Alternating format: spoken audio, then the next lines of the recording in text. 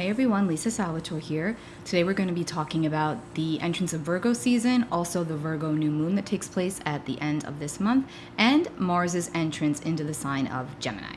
Today I'm recording this video. It is Monday, August 15th, and this week actually feels a lot lighter astrologically and energetically. Tuesday and Wednesday specifically, the 16th and 17th, have some really nice energy, especially if you're a fire sign or have strong fire placements, Aries, Leo, Sagittarius, as Venus in Leo is trining Jupiter in Aries, which is a really, really nice energy for connecting. So specifically, if you have any kind of communication projects that need to get out right now, Mercury is trining Uranus, and then we've got Venus trining Jupiter, which is especially significant again for the fire signs. So it's a good week, especially Monday, Tuesday, Wednesday, and even Thursday, to put yourself out there and be more expressive. Okay, so let's talk about Mars's entrance into Gemini and why this is so significant. So if you recall, the end of July and the first week or two of August felt really kind of chaotic, and there was a lot of gnarly astrology energy that was going on, that was happening. Specifically, the Uranus North Node conjunction with Mars joining the mix that occurred July 31st, August 1st, which we were building up towards and feeling a few weeks prior, and we're still feeling the after effects of that. We're still kind of settling down, settling into the energy. It's not just a quick, 1, 2, 3, one and done. It's usually something that encompasses a longer span of time, and again, for everyone that's going to feel different. But regardless of your sign and where you are in the world, the last 2 to 3 weeks have absolutely been feeling quite jarring, uncertain, shaky, rattled. There's just been a lot going on. And so now Mars is going to enter the sign of Gemini on August 20th. Actually, 3:56 a.m.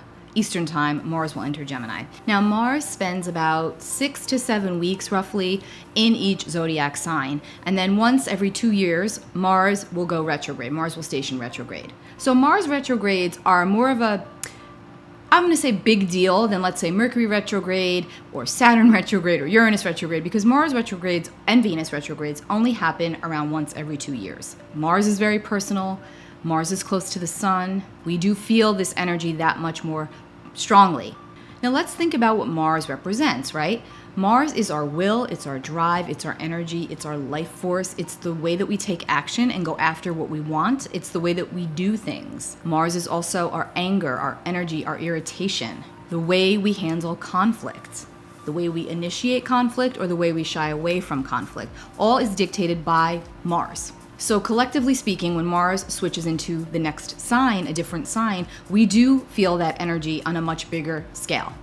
So on August 20th, Mars is going to leave Taurus and is going to blaze into the sign of Gemini. Now, Gemini is a mutable air sign, okay? Gemini is all about the intellect. Gemini is very witty. Gemini is very quick, okay? Very versatile, often even a trickster at times. This is all Gemini energy. Mars is the warrior, the hot planet, the fiery one, the feisty one. And so Mars going into Gemini, we can say it's a little bit of wit and a little bit of war, right? Because Mars is the god of war. Let's hope that's not literal, but wit and war, wit and wisdom, knowing when to act and knowing when to not. And the thing is, things can get very heated verbally, very heated through information, through words. Gemini's ruler is Mercury. Mercury is all about communication. Mercury is all about the media, information. And again, Mars is the drive and the force and the energy and the way that we take action and the way that we fight. And so having Mars in Gemini already is giving us an idea that this could be a war with words, okay? Lots of talk. But again, it's interesting because Mars takes action, okay? Gemini is a thinker. Gemini is constantly shifting positions. Gemini is versatile. And Gemini is also known for its dualistic nature, right? There's two sides to a face. There's two sides to every story. There's two different ways of doing things. That's all Gemini. And so Mars's transit through Gemini is going to definitely be interesting. Now, making that even more interesting is that Mars is going to spend 7 months in the sign of Gemini. Now, you heard me say before, Mars tours each sign for about 5 to 7 weeks, okay, normally. But because of the retrograde cycle, it's going to spend 7 months in the sign of Gemini. So what does this mean for us personally? Well, you want to look to your chart to the space that contains Gemini, because that is where Mars is going to be hanging out in your chart. And this could be a double-edged sword because this can give you a lot of energy, a lot of initiation, a lot of instigation to get things done, or it can spin you out and smash you down flat on your face. And it can be a little bit of both depending on the timing of the transit. Again, Mars will be in Gemini for 7 months. So from August 20th until March 25th of 2023, Mars will be in Gemini. Now, Mars will station retrograde on October 30th, by the way, which is also in between the two eclipses in Scorpio and Taurus, the lunar eclipse and solar eclipse. So it's going to be a very active and potent time the second half of this year on every single level, okay? Now let's remember, Mars asks us to be conscious, be mindful, be vigilant, pay attention, more so, be precise, know when to act and know when to wait. So the second half of this year is definitely going to feel like time is speeding up, because it is. So Mars will station retrograde on October 30th at 25 degrees of Gemini, and then it's going to backtrack all the way to 8 degrees of Gemini, and then on January 12th, Mars will then station direct, but will remain in Gemini until March 25th of 2023. So what does that mean? Well, if you are a mutable sign, which is Gemini, Virgo, Sagittarius, or Pisces, specifically Gemini, whether it's your rising sign, your sun, your moon, your north node, basically the mutable signs and or placements are going to be feeling this Mars energy. And like I said, it can feel very invigorating. It can also feel extremely irritating, and it's likely going to be a combination of both. So again, check your chart to see where Gemini falls, and if you're a mutable sign, which is Gemini, Virgo, Sagittarius, Pisces, definitely check what you've got going on, because Mars is going to impact your personal planets. So while Mars is in Gemini, this is the time where our mouths and our minds are on fire. Again, wit and war. It's a battle of the minds, a battle with our words, a battle with our thoughts. We can feel very scattered. The energy can feel very volatile. Will probably be a really big time on receiving a lot more information. Again, Mars also rules over, of many things, Mars rules over the military. You know, and I also want to mention with Mars in Gemini, because Mars can give us a lot of extra energy, again, it could also spin us out. It can almost be like too much energy at times. And I want to remind you that all of the zodiac signs govern specific body parts and specific functions medically. And one of the things that Gemini rules over are the lungs, our circulation. So again, it's if you are Gemini, if you have a lot of mutable energy, you might just be feeling more sensitive at this time. Just take extra caution with your health. Actually, for all of us, it wouldn't be a bad idea to supplement naturally our lungs. Chamomile tea, pure dandelion tea, these are all good herbs for the lungs, to support the lungs. Of course, obviously, check with your doctor, make sure that you can take herbs, because I know some people cannot. But marigold, dandelion, and chamomile are great ones for lung support. They actually make special teas that you can get on Amazon. Mullein leaf is one of them. They are extra good for lung support. But again, you want to make sure that these are things that you are okay with, that you agree with. But again, a little extra lung support for everybody is not going to be a bad thing as we move throughout the next 6 or 7 months with Mars's transit through Gemini. I'm going to see how much time I have when I get through this video, but I may do a part 2 with the houses for you that Gemini will fall in, Mars will fall in by your rising sign. So if I have enough time and get through everything that I want to get through in this video, I will do that for you. Okay, but there's a few more things I want to talk about. Then on August 22nd, the sun will move into Virgo. Happy birthday to all of the Virgos of the zodiac. 11:16 p.m. Eastern time, the sun shifts into Virgo. Virgo is a mutable earth sign. Virgo is all about helping to make things better. It's about health and healing and service. So Virgo is historically represented by the goddess Astraea, who is the goddess of innocence and purity. And the symbol for Virgo is the maiden or the virgin. Now, the mythology behind Virgo is really quite interesting, especially when we think about the times that we are living under right now. Okay, so Virgo was said to live among us, okay? Astraea was said to live among us during the golden age of man. And as the mythology goes, when humanity began to descend into wickedness and more corruption, Astraea, or Virgo, fled from the earth for good.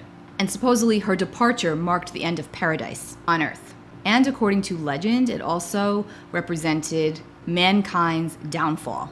Now, the other symbol for Virgo is actually Ceres, who is the goddess of grain, crops, and agriculture. Now, Virgo's ruler is Mercury, the planet of communication, the messenger. So we may hear more surrounding the food supply under Virgo season. It's quite possible, since Virgo is represented by Ceres, the great earth mother and the goddess of grain, crops, and agriculture. More ways that we can connect to the earth, utilize the earth for its natural resources when it comes to food, and find more practical ways of doing this. Because Virgo, above all else, does seek to serve and make things better Now, Virgo is a sign of input and data and processing and being meticulous and being factual. And the thing about Virgo energy is that we have to remember, if you have strong Virgo placements or you are a Virgo, it's okay to be perfectly imperfect, because that's the thing about Virgo placements. They can err towards perfectionism. And I don't mean that in a negative way. It's just that they want everything to be just so. And it has to be just right and it has to be the way that they want it. But not everything can always be that way. And we must leave room for error sometimes. Nobody is perfect, much less a Virgo. And so there's a lot of purity in the impurities at times. And there's something to be said about letting go every now and again and letting things be, doing what you can to a certain point and then letting things be. You can't control everything, and that's what Virgo tries to show us. That's what Virgo tries to teach us by way of actually coming up against obstacles. Again, Virgo is all about health and service. Its opposite sign of Pisces is also about health and service, but differently, because Pisces is more about the spiritual health and the spiritual service, where Virgo is more about the physical health and the physical service. So Virgo seeks to assist on a much more practical level. Virgos are methodical, they're hardworking, and very committed. So they make great teachers and healers and editors because they're so meticulous. And again, Virgo is ruled by Mercury, the planet of communication. So Virgo actually gets 2 tarot cards because the Magician is actually one of Virgo's cards, because the Magician is ruled by Mercury. And Mercury rules Virgo. So I associate the Magician with Virgo energy as well, but really the card that Virgo governs is the Hermit, which is number 9. And the Hermit is like a spiritual warrior. He goes through periods of solitude to become more enlightened, and he does become more enlightened through his journey. And you will often find Virgos working alone for a greater cause. They will work within a group, but typically they start working alone because nobody can do it better than they can. And they will make sure they let you know that.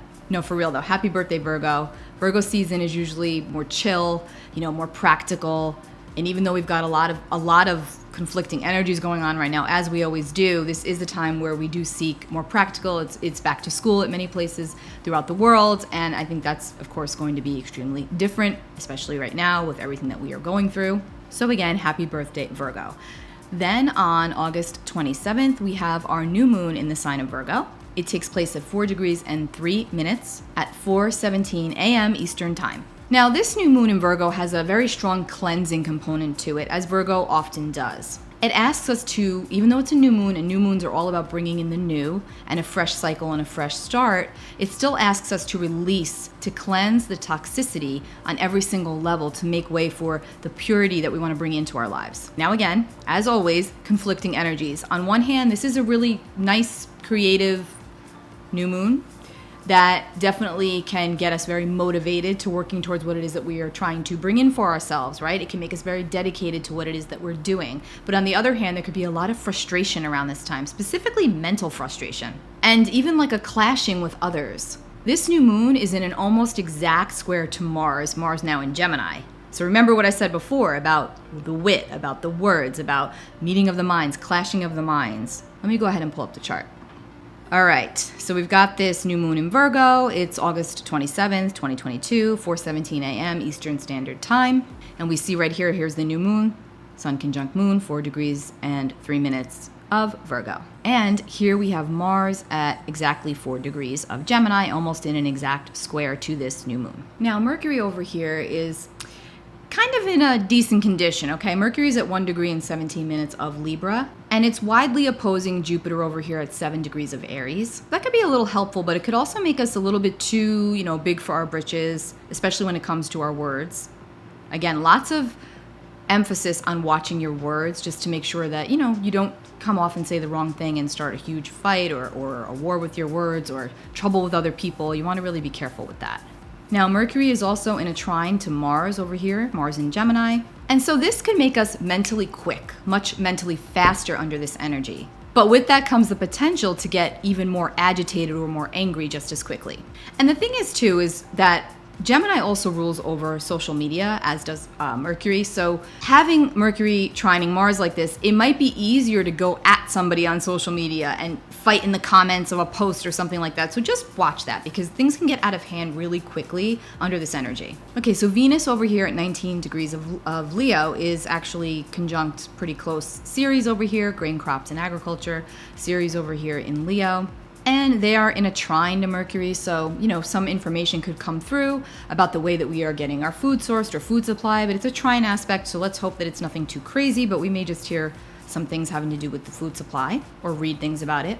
But again, not uncommon under these times. Now, furthering that is that Saturn over here at 20 degrees of Aquarius is opposite this Venus-Ceres conjunction. So this could bring in that element of some restriction surrounding food supply, surrounding grains, crops, and agriculture. Could being the operative word. But more than likely we will be hearing things. And we already are, so it's not that surprising. Now, going further with Venus, Venus over here at 19 Leo, opposing Saturn over here at 20 Aquarius, is also in a square to the nodal axis here, the North Node in Taurus and the South Node in Scorpio. And then also Venus, squaring Uranus. That's also not helping because, again, this can definitely feel the Venus opposite Saturn squaring Uranus, that T-square, again, also squaring off with the nodal axis. This can actually just feel like, walking through quicksand, trudging through quicksand, like you're trying to get ahead, and especially when it comes to your relationships, personal relationships, it can feel very frustrating right now because it's like you're seeing things one way and the other person's seeing things this way, and you're trying to come into that middle ground, and you want to, but it just seems much more difficult. That's this energy. Because of the fact that it's Virgo, ruled by Mercury, and because we've got Mars in Gemini, ruled by Mercury, it's going to be difficult to emote and to articulate and express the way we truly want to. It may not be received the way we expect for it to, and there could be such a power argument for power and control here. It could just feel very, very frustrating when it comes to personal relationships. Now, positively speaking, and I didn't mention this because I'm going to do a separate video for this, but Uranus is now retrograde at the time of this new moon. Uranus stationed retrograde on the 24th, August 24th. So Uranus is now retrograde, and of all the retrogrades, Uranus retrograde might actually be like one of the, I'm not going to say better, but one of the more beneficial ones because Uranus is always very jostling. It's the great awakener. It moves unexpectedly. It's the wild card energy. And so we know when a planet stations retrograde, it's a time period of stepping back and going inward and reflecting and reevaluating so that we can realign. And it gives us time to catch up on what's been going on and spinning around us, right? And so because Uranus is now retrograde, when it comes to relationships, Uranus squaring Venus, yes, Uranus is retrograde, but it also gives us the advantage of looking at the way we've been doing things when it comes to connection. Also when it comes to our money, because Venus is money, right? So also when it comes to our money, it gives us this new way of looking at the old with a fresher set of eyes, and it allows us to slow down. And this is a time where we could really utilize that energy and that power of slowing down. And so Uranus retrograde is not as quick moving, obviously, as when it's direct. Okay, yes, you can still get the unexpected. Yes, things are still going to come up. And yes, the weather is going to be insanely erratic, especially as we move throughout the rest of the year. But even with all of that, when it comes to relationships especially, Uranus is going to have you really being able to look at it differently and doing it a different way. Now, a really positive way to harness this new moon energy is by focusing on your habits. And it doesn't matter what sign you are, but by focusing on your habits, on what you do on the day-to-day, the way that you speak to yourself, Mercury, the way you speak of yourself. Remember, our thoughts have power, our words have power. Manifestation can be instantaneous, so you must think wisely. You must use that wisely. Train your brain to go more towards the positive. Not easy all the time, I know, but necessary. So look at anywhere in your life that you want to clean up, whatever way that works for you. A really good time under this Virgo new moon is to actually do literal cleaning out your closet, cleaning out your car, cleaning your house, your apartment, whatever. Great energy for that. You will definitely be feeling more motivated to do so. Positive side, this new moon is fantastic for cleansing of the mind, body, spirit. But remember, there is still going to be this, push-pull energy. It's not a really tumultuous new moon, but it also isn't very smooth. There's still some good here, of course, but there's also still some bumps. But again, this ending of August is, not as gnarly as the end of July was. But again, we're still riding those waves. So just remain mindful and know that, and this is not doom and gloom, but just know that as we get to October especially, and we move through October, November, and December, the momentum is going to pick up, and it may not be in the best way all the time, right? It's going to feel like we are in even more of a pressure cooker, if you can imagine that. So, there's a lot more going on, and we'll get into that more as the months progress, but we're going to be dealing with Saturn and Uranus getting closer and closer to an exact square in October. We've got Eris and Pluto closer and closer. They're still the storyline since 2020. So again, there's still this element of restriction and wanting to break free at the same time, and that's going to go back and forth. That's not changing anytime soon. So do what you can now to just clean things up and keep yourself in a good space. Not always easy with these times that we're living under and that we're living through, but we must do what we can. I hope that this has helped you. Have a wonderful new moon, Virgo new moon. Use it for cleansing and then bringing in the new. Also, happy birthday to all of our Virgos. Take care, guys. Bye.